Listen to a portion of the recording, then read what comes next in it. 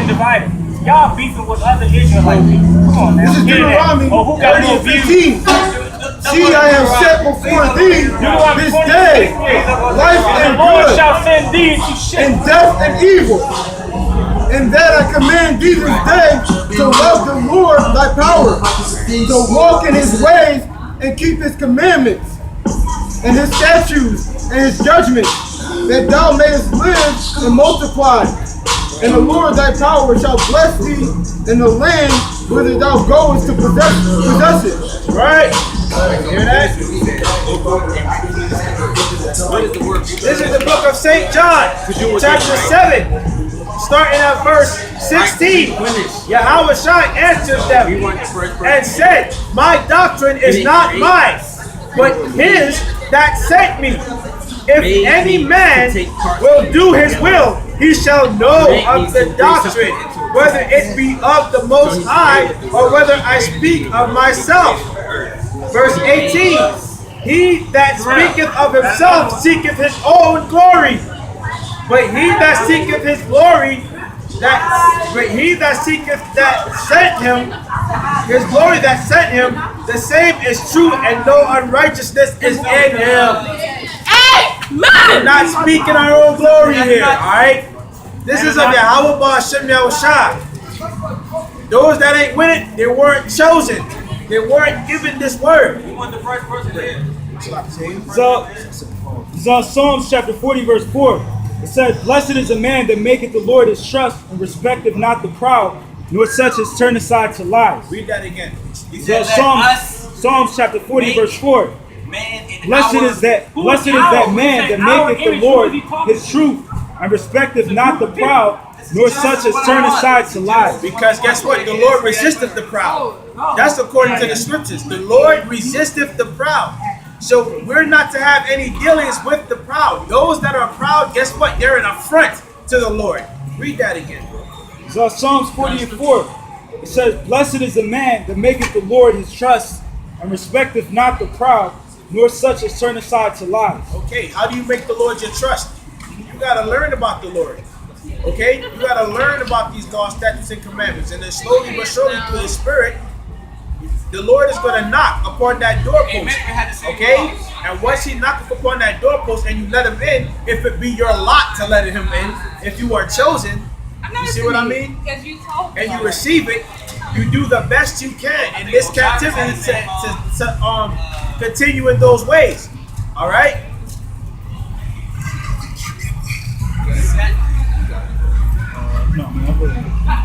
All right? So I'm going to read this in St. John again. This is St. John chapter 7, starting at verse 16. Yahweh Shai answered them and said, my doctrine is not mine. Now, why would he say that? See what I'm saying? Why would he say that? He said that because he's not coming out of his own heart. Okay? My doctrine is not mine, but his that sent me. Who's that talking about? Yahweh, the Father. Okay? Verse 17. If any man will do his will, he shall know of the doctrine, whether it be of the God or whether I speak of myself. Okay? And we are taught as the servants to be as our master. So even our master said he doesn't speak of himself. Okay? So Hebrews chapter 10, verse 35. It says, cast not away therefore the confidence which hath great recompense of reward. For ye have need of patience, that shall after ye have done the will of the Most High, you might receive the promise. You might receive the promise. For yet a little while, and he that shall come will come and will not tarry. And will not tarry. Now the just shall live by faith. But if any man draw back, my soul shall have no pleasure in him. Any man shall draw back? What does it mean to draw back? Get that scripture. He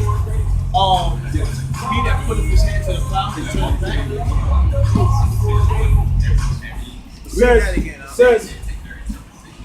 It says, yeah, God. So Hebrews 10 and 35. It says, cast not away therefore the confidence which hath great recompense of reward.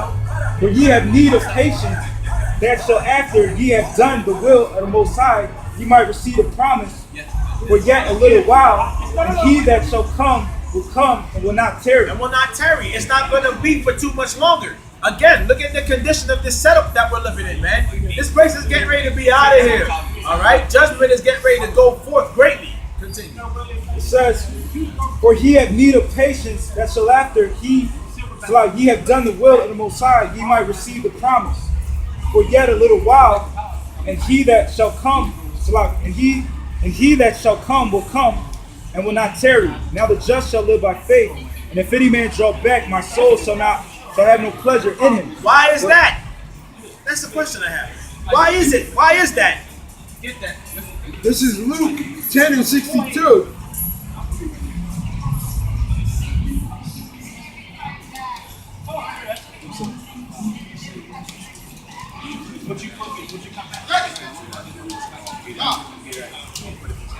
This is Luke 9 and 62. And Yahushua said unto him, no man having put his hand to the plow and looking back is fit for the kingdom of Yahweh. That's it. They're not fit for the kingdom. Why? Because by putting their hand to the plow and turning back, they basically lost their faith. They was with it for a little bit, and then after a while, they just fucking fell off. They just like, yeah, you know what? No, this is not, you know. And then a lot of these guys have no integrity about it. Okay? They try to blame everybody but themselves. You lost faith. Femina. Effeminate. You lost faith. That's simply what it is. Okay? Read that again. This is Luke 9 and 62. And Yahushua said unto him, no man having put his hands to the plow and looking back is fit for the kingdom of Yahweh. That's it. Okay? How is it that you're doing all these works but you don't believe? So basically what you're doing is, as the scriptures have said, turning the word of the Lord to lasciviousness, man. Okay?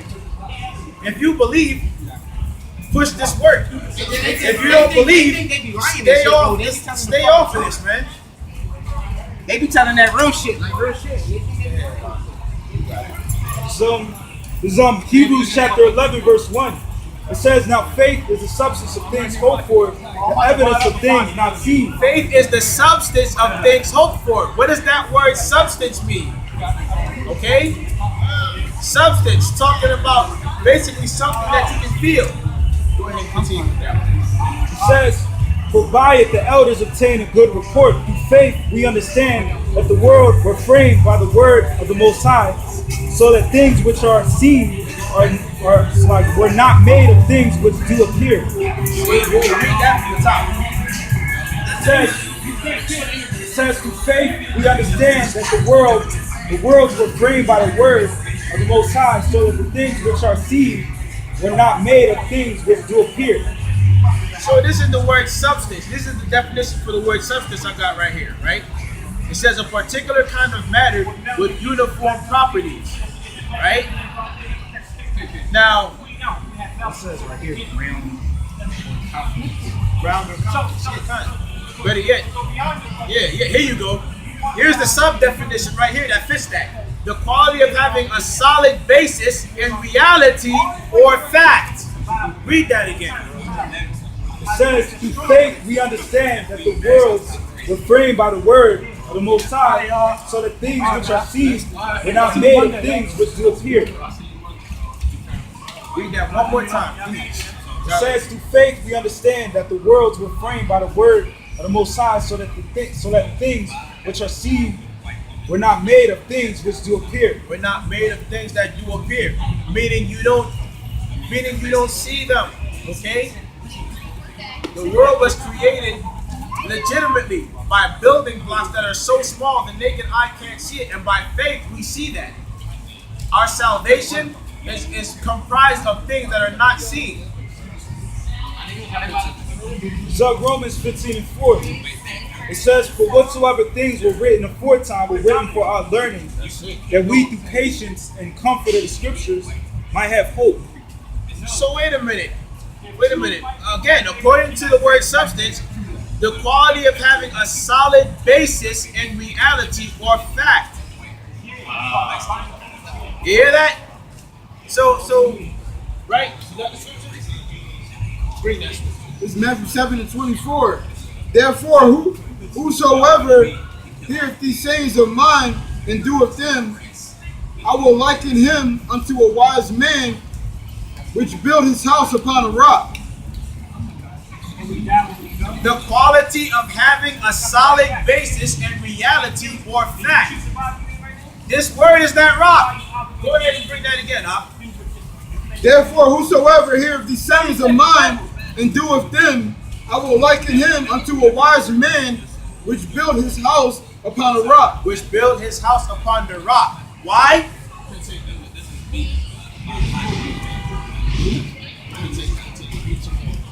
And the rain descended, and the flood came, and the winds blew, and beat upon the house, and it fell not, for it was founded upon a rock. It was founded. When all this temptation and hell comes about us, guess what? We did not waver because this was our basis, this word. All right? This was our substance. Again, that sub-definition, the quality of having a solid basis in reality or fact. That's this, okay? So Hebrews chapter 11 verse 24. It says, by faith Moses, when he was come to years, refused to be called the son of Pharaoh's daughter. He refused to be, he did not care for no title. That was a title that would have granted him many riches. He would have been a prosperous man with that title. Bring that again, huh? It says, by faith Moses, when he was come to years, refused to be called the son of Pharaoh's daughter, choosing rather to suffer affliction with the people of the Most High than to enjoy the pleasures of sin for a season. Faith did that. Okay? Faith did that. So what is that going to show you? Okay?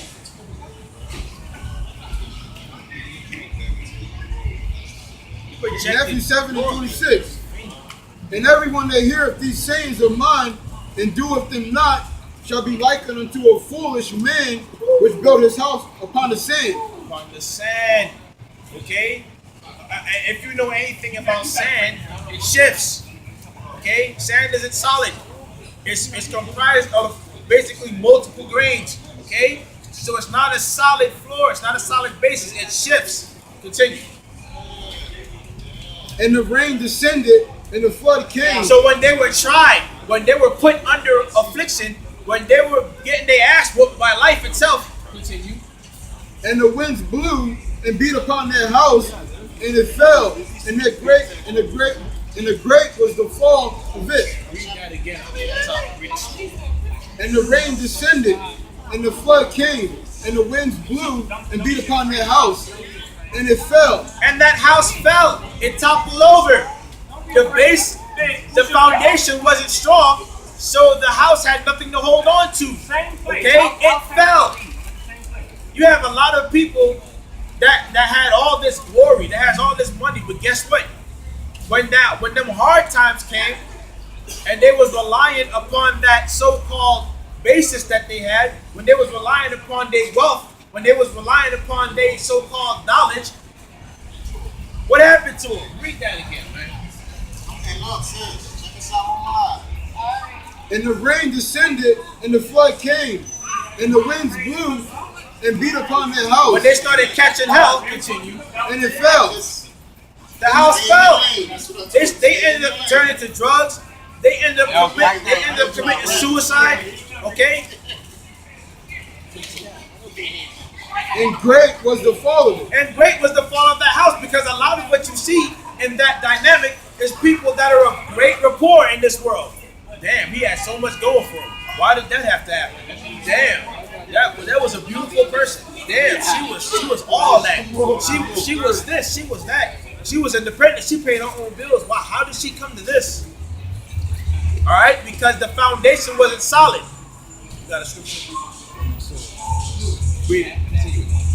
So Hebrews chapter 11 verse 25, choosing rather to suffer affliction with the people of the Most High than to enjoy the pleasures of sin for a season, God. esteeming a reproach of Hamashiach greater riches than the treasures of Egypt. For he had respect unto the recompense of the reward. That's it. By faith he forsook Egypt, not fearing the wrath of the king, for he endured as seeing him who is invisible. He forsook Egypt, man. And all of us out here that's wearing garments is the same today. We forsake Egypt. We refuse to be called African Americans. We refuse to be called Caribs. Okay?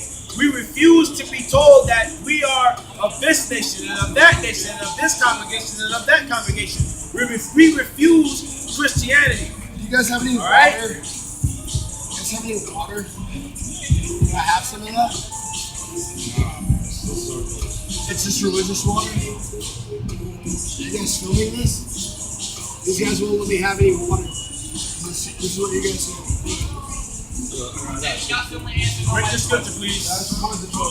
Revelation chapter 16, verse 15. It says, Behold, I come as a thief. Blessed is he that watcheth and keepeth his garments, lest he walk naked and they see his shame. Lest he walk naked and they see his shame. Okay? Yeah, blessed to see that watcheth, man. You see these garments here? These are just the physical garments right here. But the garments that are being spoken of deal with the truth. Okay? This is lawful. This comes out of this. Okay? So we got to keep our garments. This word. You see what I'm saying? When you're keeping this word, you're watching. What are you watching for? The prophecies. Continue. It says, Behold, I come as a thief. Blessed is he that watcheth and keepeth his garments, lest he walk naked and they see his shame. And they see his shame.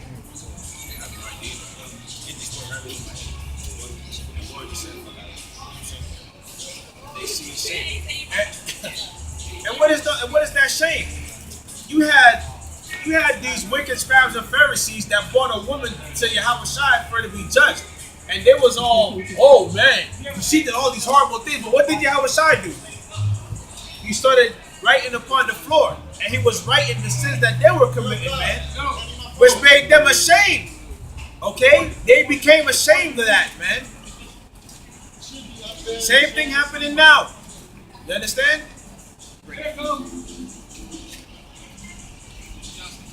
buddy. They gonna keep making I'll call you right back.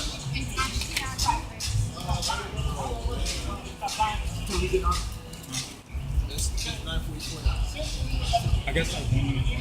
I'll take you. Think 17 minutes.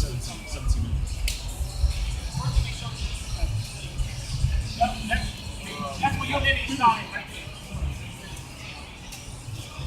Let's you want to stop it. That's what we get this. Yes, okay, fine.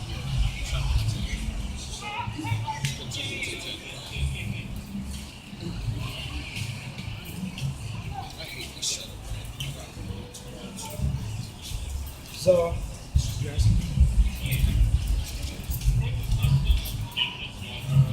So I just asked.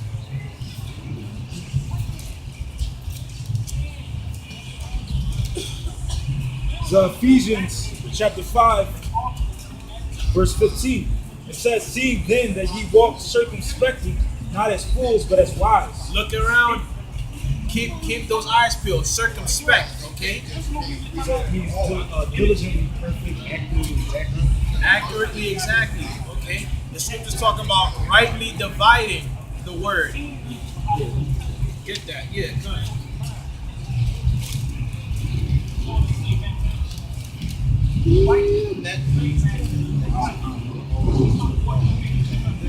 It says, so, it's on 2 Timothy 2:15. It says, "Study to show thyself approved unto the Most High, a workman that needeth not to be ashamed, rightly dividing the word of truth."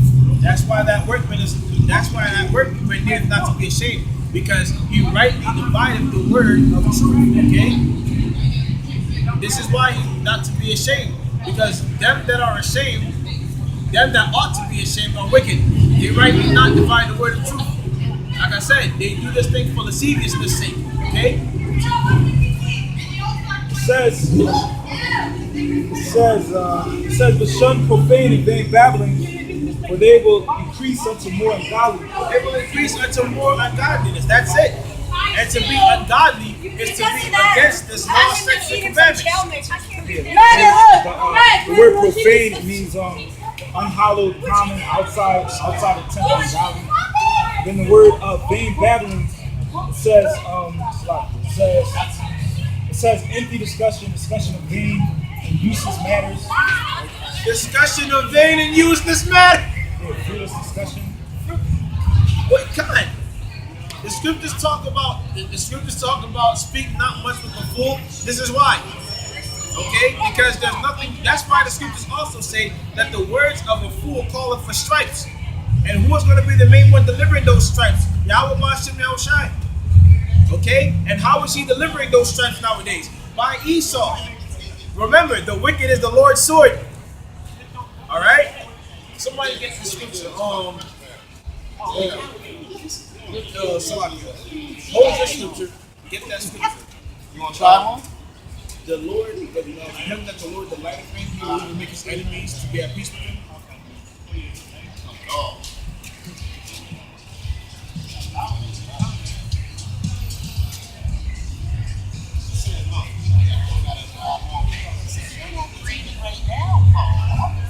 That's not bad.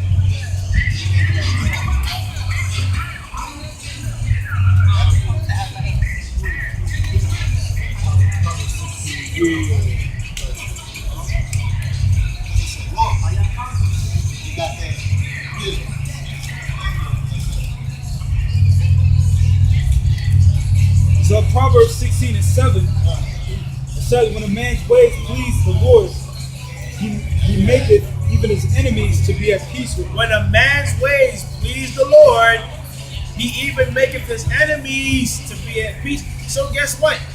If you're doing what you're supposed to do, all right? If this is your basis, if this is your foundation right here, notice even this devil is at peace with you, man. Okay? Notice that. So, Proverbs 16:25, there is a way that seemeth right unto a man, but the end thereof are the ways of death. That's it. The end thereof is the ways of death. Why? Because at the end of the day, guess what? It's dealing with his wisdom. The scriptures say, be not wise in thine own conceits. It's dealing with his wisdom. They don't know what's really going on. Why? Because this is not their basis. This is not their substance. This is not their foundation. They've created their own foundation. And that foundation is not stable. So death is what follows. Okay? Read that again, huh? It says, there is a way that seemeth right unto a man, but the end thereof are the ways of death. That's it. The end thereof is the ways of death. So in this truth, right, when it's all said and done, somebody get me the book of Matthew chapter 5 and verse 25. Real quick. In this truth, one of the core things you're going to understand based on this right here, based on this foundation, dealing with the times that we're living in, is that we're in captivity. Okay?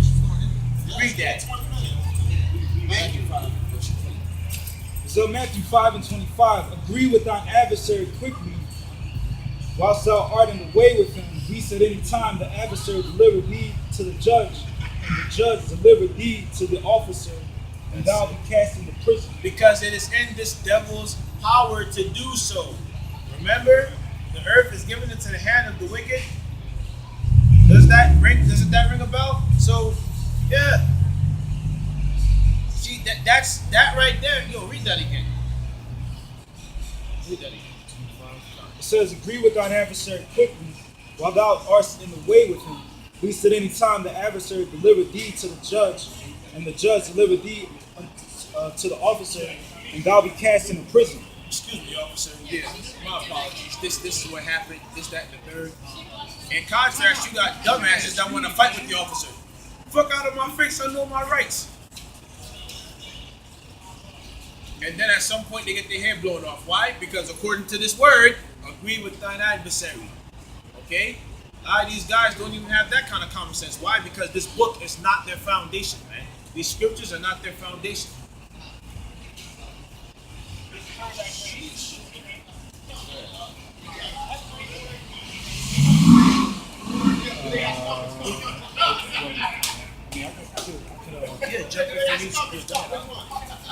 This is on Matthew chapter 5, verse 3.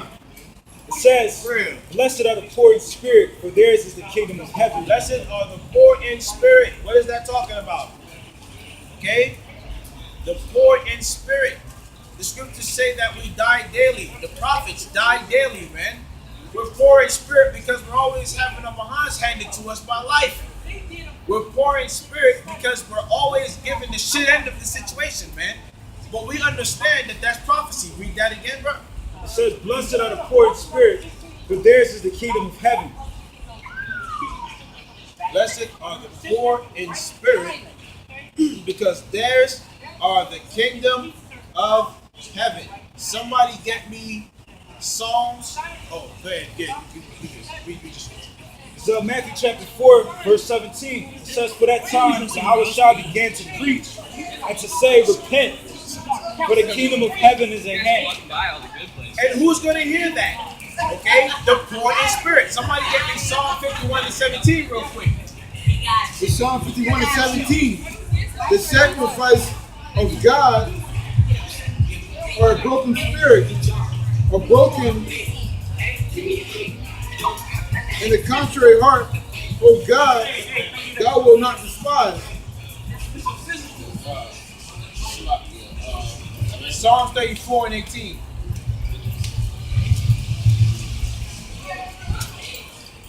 Psalm 34 and 18. Said the same thing, really. I will give thee thanks in the great congregations.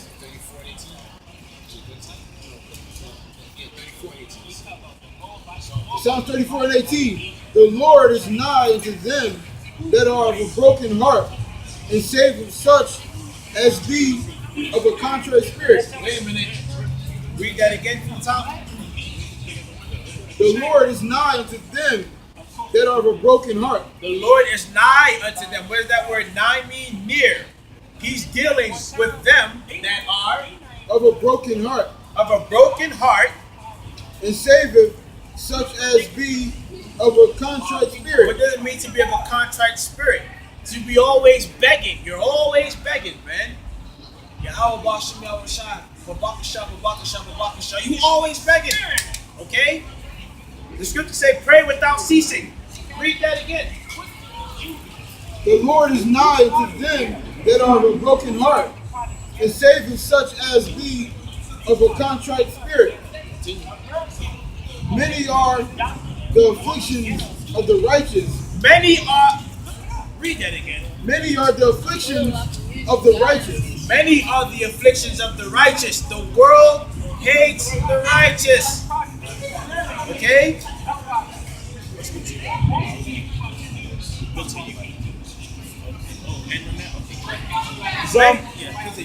So Matthew chapter 5, verse 4. It said, blessed are they that mourn, for they shall be comforted. Blessed are they that mourn. That's us. Blessed are they that mourn, for they shall be comforted. Continue. It said, blessed are the meek, for they shall inherit the earth. The low, okay? The broken, the poor.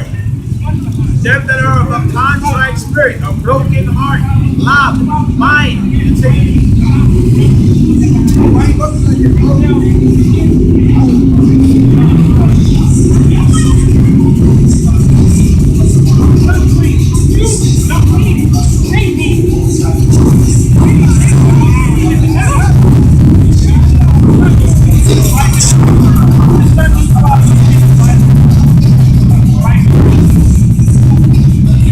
Says, blessed are they which do hunger and thirst after righteousness, for they shall be filled.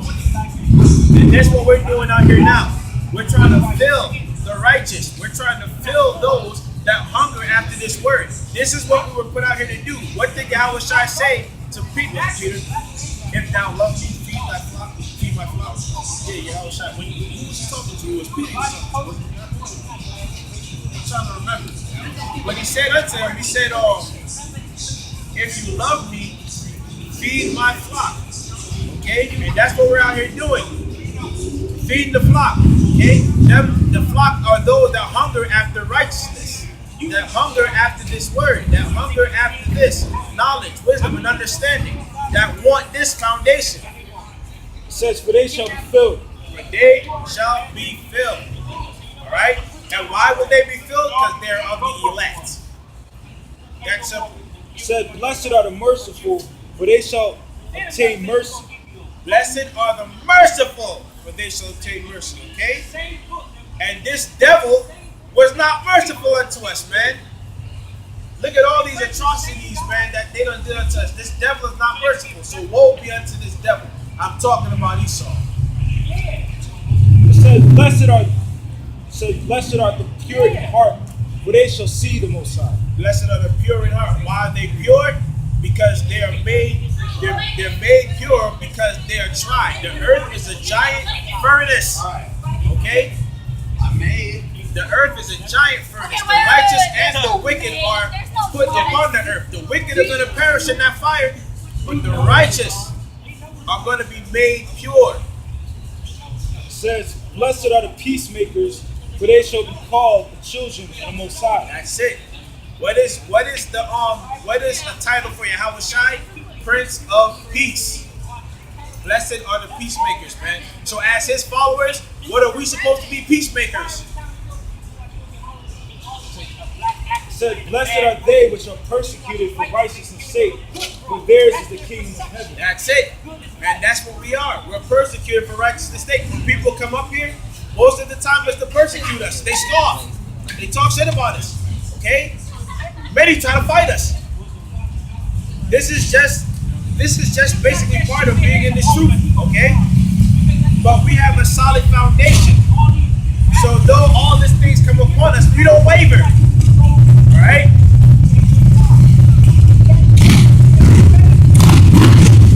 It says, blessed are ye when men shall revile you and persecute you, and shall say all manner of evil against you falsely for my sake. Fine. It says, rejoice and be exceedingly glad, for great is your reward in heaven. Woo! For so persecuted they the prophets which were before you. This is true. When the prophet spoke, riots broke out. You know what I'm saying? Even in the scriptures it tells you that if you were persecuted in a city, flee you to another. Showing you what? When it's all said and done. When we're persecuted, it's for righteousness' sake. You understand? And we have no power in this setup.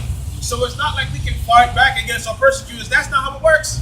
Okay? If we are persecuted, we flee into another city. That's according to the ordinances. I think we're going to close on that. Whatever you got left there, we can close on that. All right, this is St. Matthew chapter 5, verse 16.